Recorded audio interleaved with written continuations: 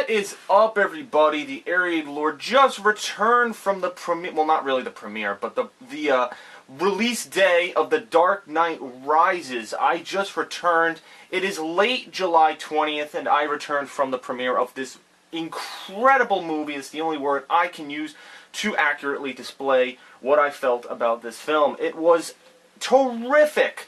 And I have to give lots of props to Chris Nolan first, who directed the movie. I have to give props to the actors, Christian Bale, even Anne Hathaway, who did a great job as Catwoman, Alfred and all the others, and the villain Bane. So it was amazing. Now, I don't want to spoil the entire film and tell you what happened and stuff, but I do need to go over a couple of things. Some things that were controversial when the film was coming out for the first time. First of all, Anne Hathaway's performance as Catwoman was a great addition to the film. When I first saw that Chris Nolan made the decision to put her in, I was a little skeptical. I was like, I don't know if she's really going to be a good addition. You know, you really shouldn't add too many people from the comic books. Yeah, it was a good idea to add Joker in the second film, but come on, we shouldn't really overdo it. I mean, we have the villain here, and, you know, I don't know if you should overdo it. But I honestly thought that she made a great addition. She was basically the Batman's sidekick for most of the film. You know, even though she was kind of wishy-washy, you didn't really know what side she was on for most of the film, she did come through in the end.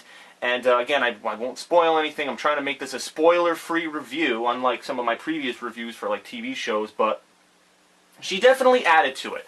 So if you're thinking of seeing this film and you're like, well, I don't know if the whole Catwoman and Hathaway thing will really add any value, I'm telling you it does. She's a great asset to the film, and she helps the Batman conquer evil.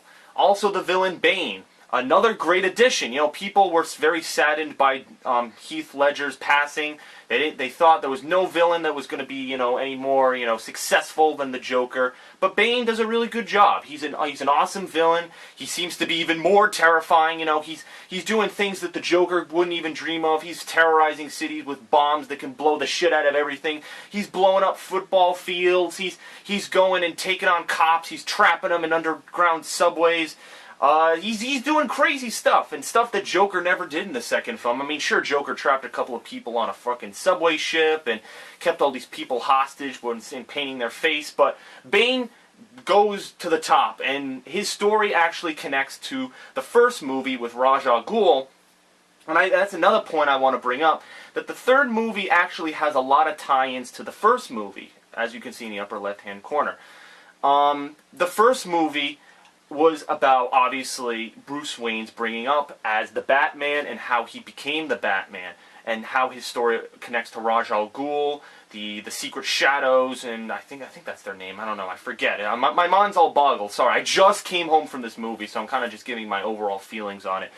But this movie directly related to the first one. You had some connections with the villain of this movie to Ra's al Ghul.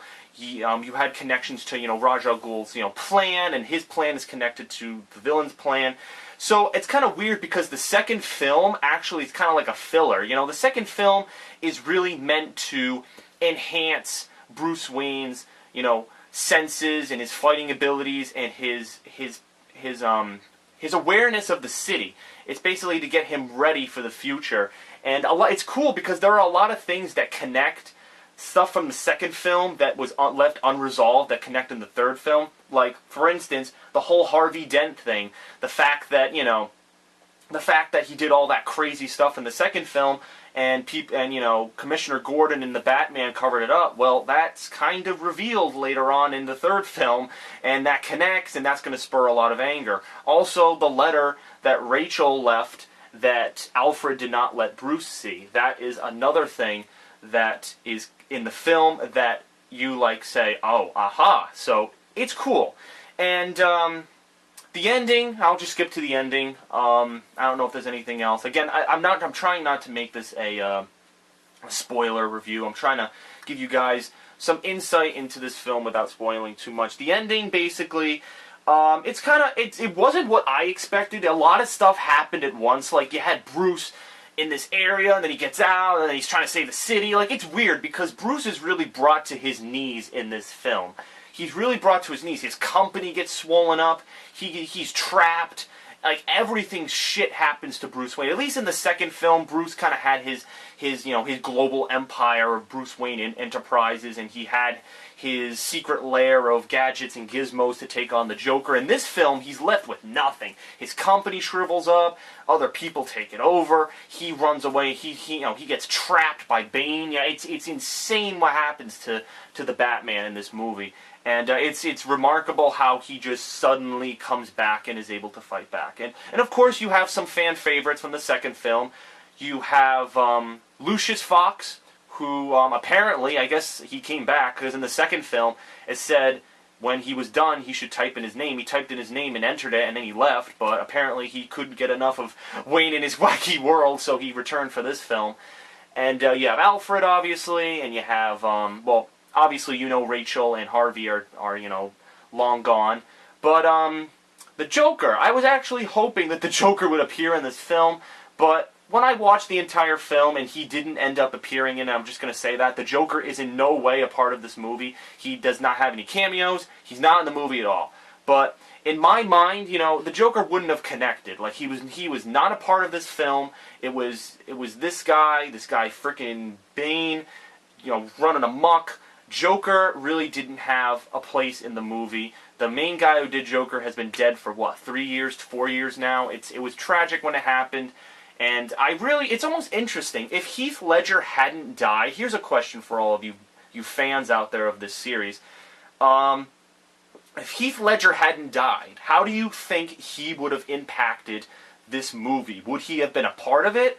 Would this movie still have been the same? Would Chris Nolan have told Heath Ledger to go take a walk? I don't think that would have happened. Heath Ledger did such an amazing job in the original, the second film. There's no way. He won all sorts of awards. I don't think he would have, been told to get lost. He would have made an appearance in this film. But how would he have made an appearance? That's the interesting thing, because you have this story, and it makes sense.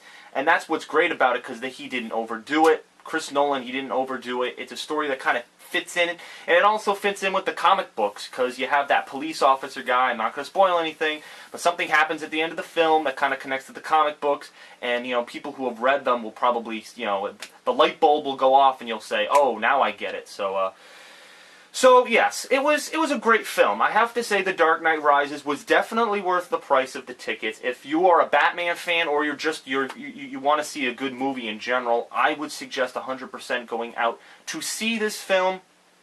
If I was to give it a rating on a 10 scale, I would probably give it, I would have to give it a 9.75. That's an incredibly high score, but this film deserved it. Chris Nolan does an awesome job. Some things were to be expected. Like at the very end of the movie, this is kind of a spoiler, I guess, but at the very end of the movie, when there's 2 minutes left on the bomb, freaking Bruce Wayne, kisses Selena Kyle in this romantic fucking thing, and then he flies off, and obviously that's not the end of Batman and stuff. So it's some of that was to be expected a little bit. It was kind of cliche, but other than that, I had no complaints with the film. My only personal complaint was that the Joker wasn't in it. I wanted Chris Nolan in some way to honor the memory of Heath Ledger and the Joker in this film, but I knew it was impossible. As soon as I saw the plot of the movie, it just wasn't going to happen. So yeah, so that is The Dark Knight Rises. That is my video review of it. Now my Xbox is going all kaflooey. But that's it. That is my video review of The Dark Knight Rises. I hope you enjoyed this video. I sure as hell enjoyed the heck out of the movie, and I hope all of you guys go buy your tickets. It'll be in theaters for, a month or 2 months, and then probably by this time next year or in a couple of months it'll be on DVD, and we can all enjoy it in the pleasure of our own homes. So, I'm TheAireaidLord. I hope you enjoyed this review. I hope you go see The Dark Knight Rises in theaters. You can also see it in IMAX or 3D, but who the hell wants to do that? And I'll see you later. Thanks a lot, guys.